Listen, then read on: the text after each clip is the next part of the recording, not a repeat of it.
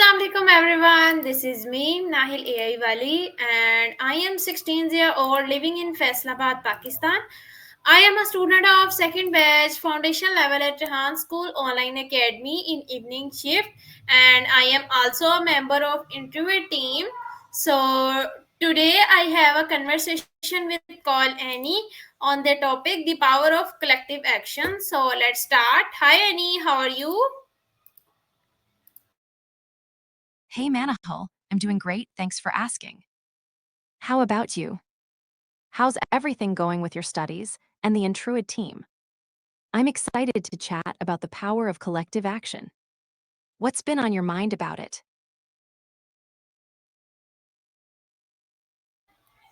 Okay, very nice. My first question about this topic: what does the term collective action mean in social, political, and economic contexts?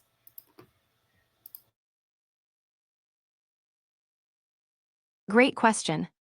Collective action refers to the efforts of a group of individuals to achieve a common goal, often in social, political, or economic contexts. In social contexts, it might involve communities coming together to advocate for change, like organizing a protest or a campaign. Politically, it can mean citizens uniting to influence policies or elections, like voting as a bloc for a cause. Economically, it could be about workers banding together for better wages or conditions, like forming unions. It's all about collaboration and the idea that together, people can have a stronger impact than they would alone. What do you think about that? Have you seen any examples of collective action in your community?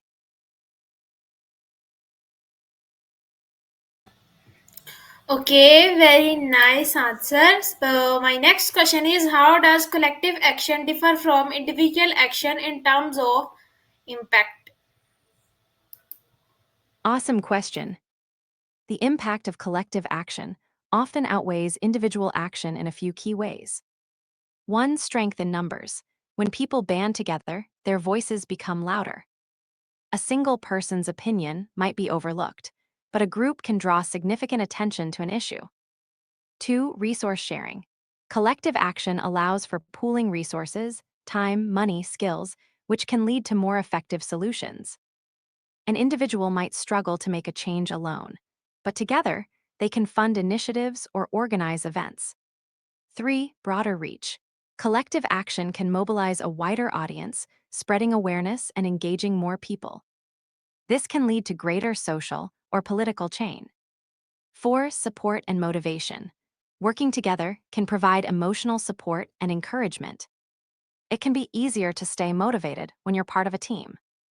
What are your thoughts on this? Have you ever experienced the power of working together with others? Okay, very nice answer. But I have no idea. My next question is: why is collective action often considered more powerful than isolated individual efforts? Great follow-up. Collective action is often seen as more powerful for several reasons. One, amplified influence. A group can influence decision-makers more effectively than individuals. Politicians and leaders often pay attention to organized groups because they represent a larger constituency. Two, shared expertise. Groups bring together diverse skills and knowledge, leading to more innovative solutions. Different perspectives can enhance problem solving.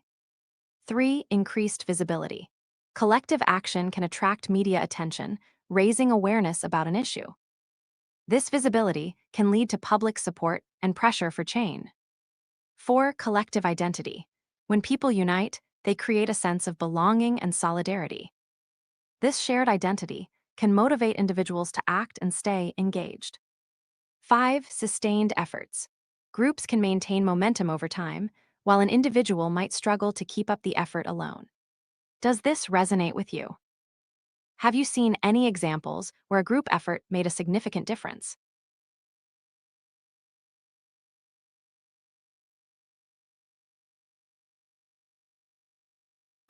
Okay, very nice. So, my next question is: what are the key elements required to initiate collective action? Great question. Here are some key elements needed to initiate collective action. One common goal, a shared vision or objective is crucial. Everyone involved should understand what they're working towards. Two, leadership. Strong leaders can inspire and organize the group, guiding efforts and keeping everyone focused. Three, communication. Clear and open communication helps coordinate actions and build trust among members.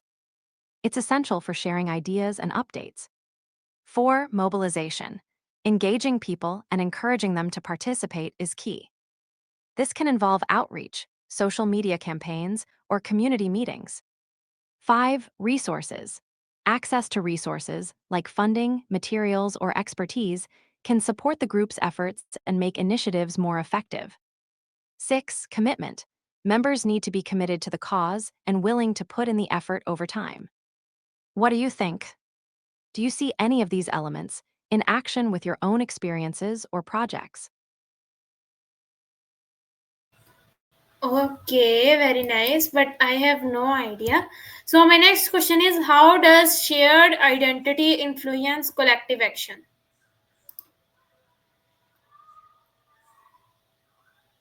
Great question.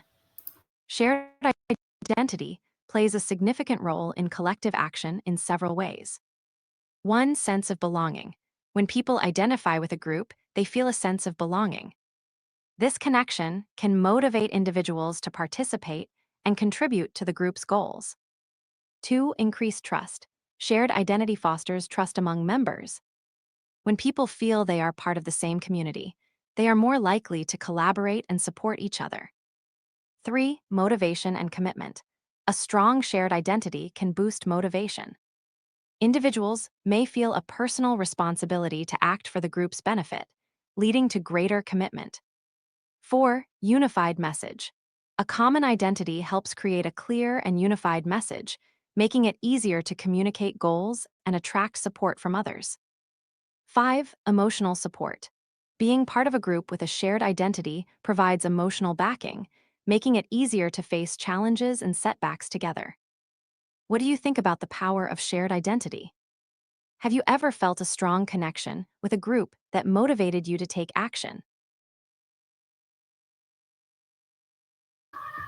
Okay, very nice, but I have no idea for your question.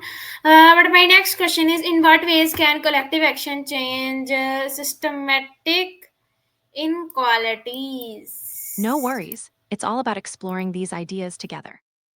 Collective action can change systems in several impactful ways. One, policy change. When groups advocate for specific issues, they can influence lawmakers to create or change policies that address their concerns. Two, social norms. Collective action can shift societal attitudes and norms. For example, movements for equality can change how people view and treat different groups. Three, resource allocation.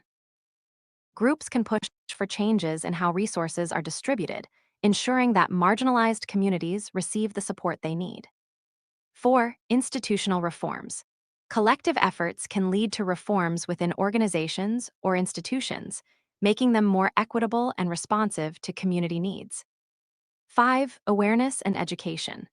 By mobilizing, groups can raise awareness about issues, educating the public and fostering a culture of understanding and empathy. Six, building networks. Collective action can create networks of support that empower communities to continue advocating for change over time. What do you think about these possibilities? Can you think of any examples where collective action has led to significant changes in a system? Okay, very nice answer. But my next question is, how does share identity? Nobody is. My next question is, how do trust and solidarity contribute to effective collective No action? problem at all. Trust and solidarity are crucial for effective collective action. Here's how they contribute. One, trust. When group members trust each other, they're more likely to collaborate and share resources. Trust fosters open communication and reduces conflicts, making it easier to work toward common goals. Two, solidarity. Solidarity creates a sense of unity and shared purpose. When members feel a strong bond, they are more committed to the group's efforts and willing to support one another. 3. Encouragement. Trust and solidarity encourage individuals to take risks and speak up. When people feel supported, they're more likely to share ideas and take action. 4. Resilience. In challenging times, one,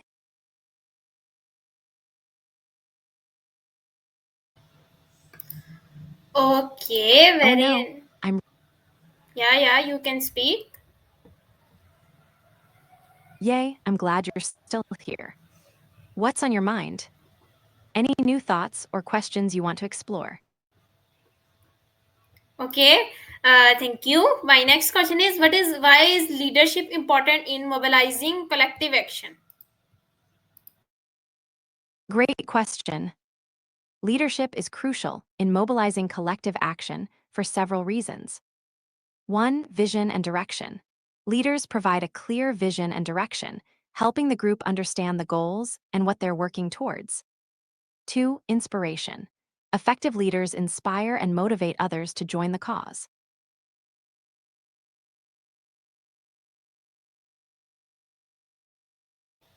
Okay, very nice. So my next question is, can collective action exist without formal organization? Why or why not? Great question. Yes, collective action can exist without formal organization, and here's why. 1. Informal networks. People often come together through informal networks, like social media groups or community gatherings, to address shared concerns without a formal structure. 2. Spontaneity. Collective action can arise spontaneously in response to events, like protests or movements, where individuals unite for a common cause without a formal organization. 3. Shared passion.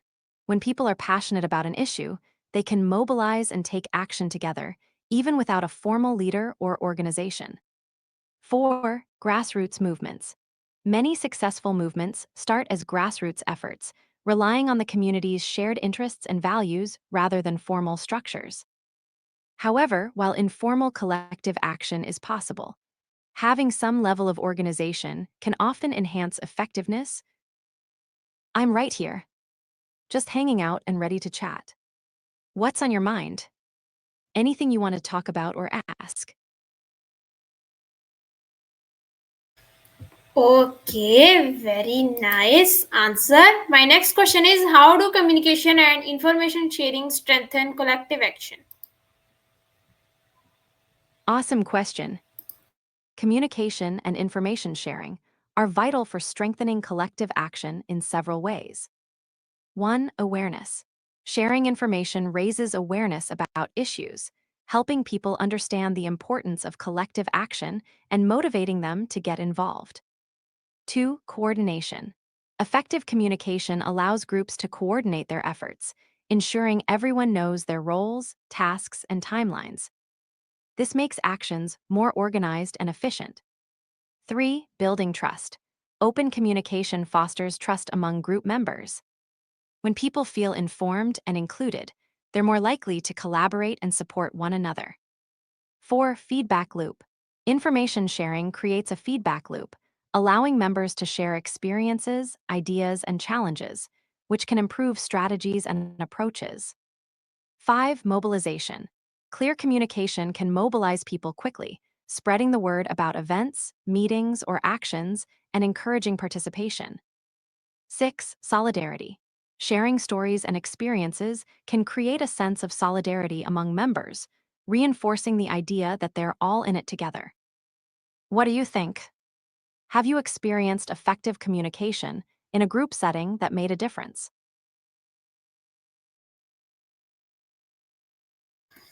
Okay, very nice, but I have no idea. I'm sorry.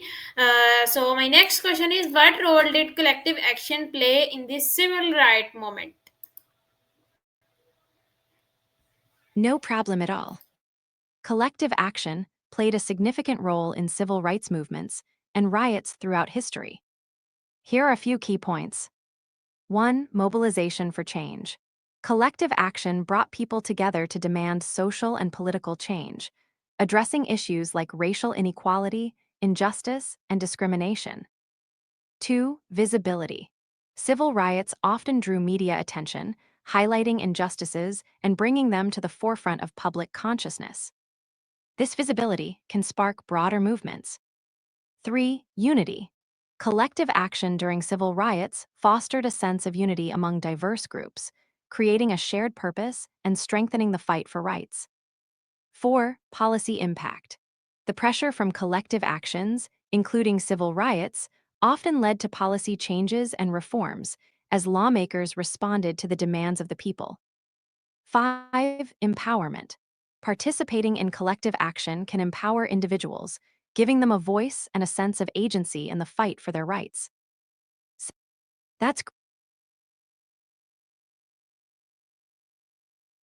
It sounds like there might be some strong feelings there. It's totally okay to feel that way. If you want to talk about it or share what's on your mind, I'm here to listen. Or we can switch topics to something lighter if that sounds better. What do you think? I understand, and I appreciate your honesty. If there's something specific that's bothering you, feel free to share. I'm here to support you, and if you want to talk about something else or take a break, that's totally fine too. What would you prefer? Okay, my next question is that how can collective action influence government policies? Great question.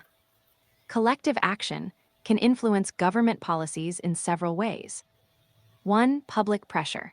When people come together for a cause, they can create significant public pressure on policymakers to address issues. 2. Awareness. Collective actions, like protests or campaigns, raise awareness about specific issues, prompting governments to take notice and respond. 3. Lobbying. Organized groups can lobby government officials, presenting their demands and advocating for policy changes. 4. Voting power. Collective action often mobilizes voters, influencing elections and encouraging politicians to consider the needs of their constituents. 5.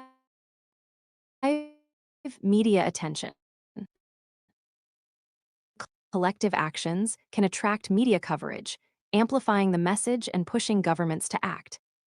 6. Legislation. Successful collective actions can lead to new laws or reforms as governments respond to the demands of the people.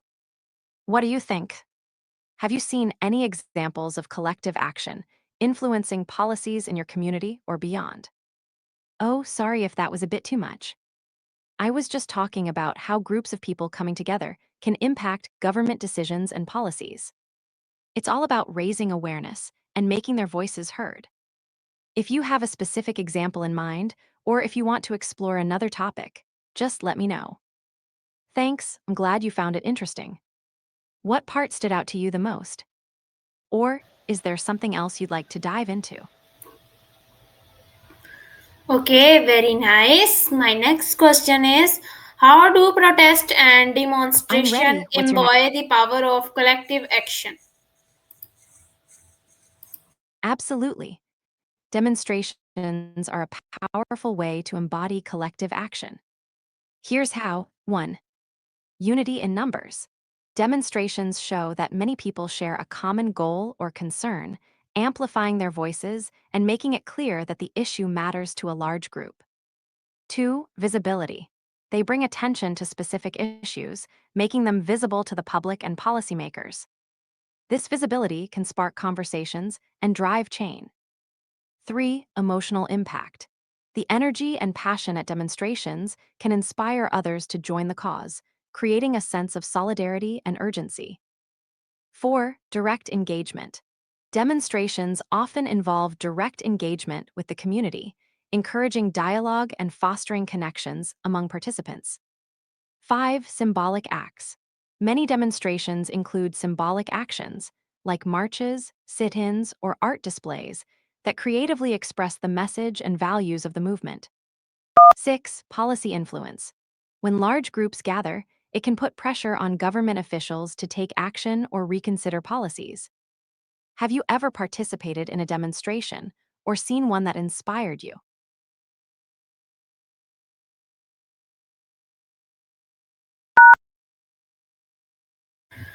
Okay, very nice answer.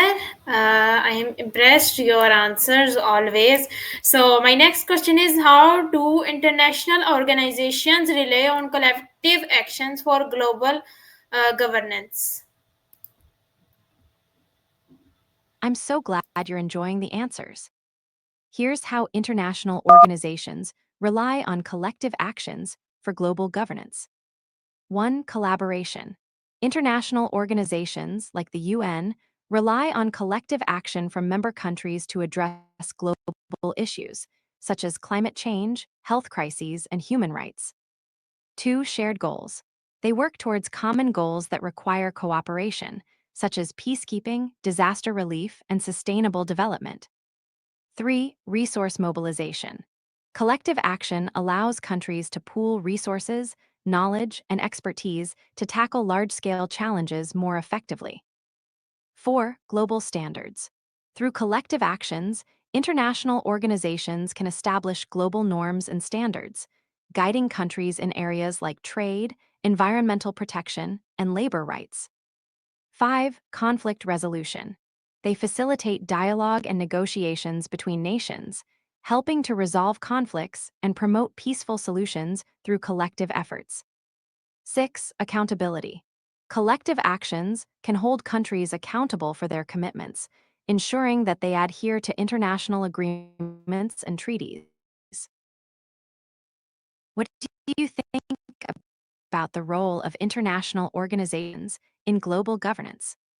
Do you see any specific examples where collective action has made a difference?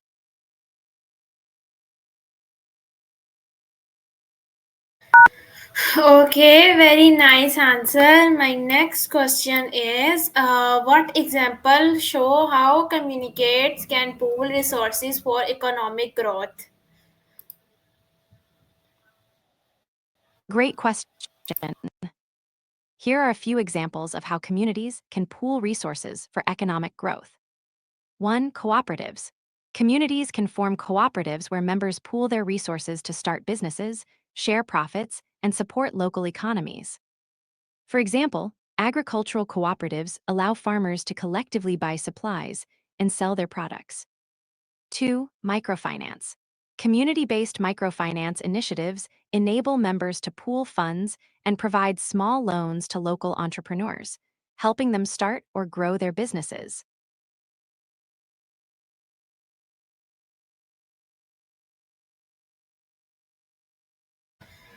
Okay, very nice answer. My next question is that, why is collective action necessary to achieve the UN's Sustainable Development Goals? Great question. Collective action is essential for achieving the UN Sustainable Development Goals, SDGs, for several reasons. 1. Global challenges.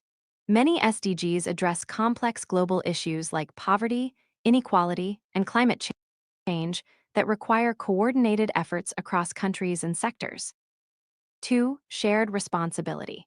Collective action emphasizes that all nations, organizations, and individuals share the responsibility to contribute to.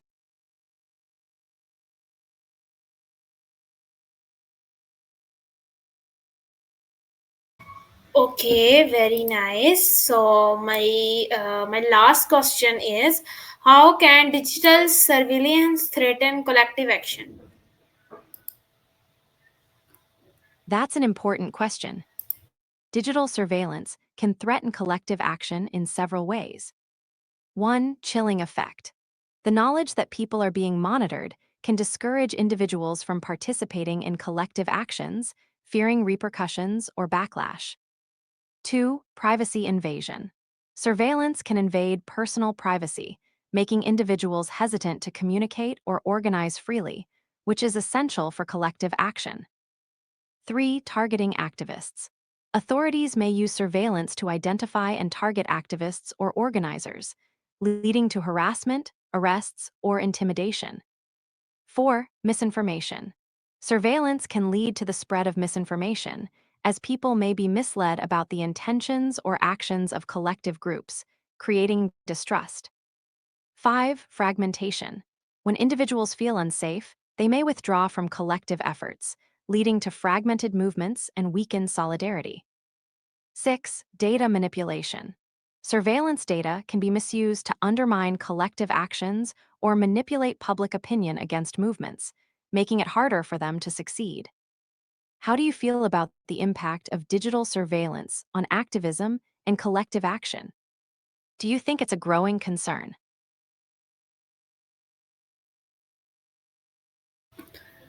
Okay, thank you so much for your time. Our conversation time is over. So, bye, Annie. You're very welcome. I really enjoyed our conversation. If you ever want to chat again or have more questions, just drop by. Take care and goodbye.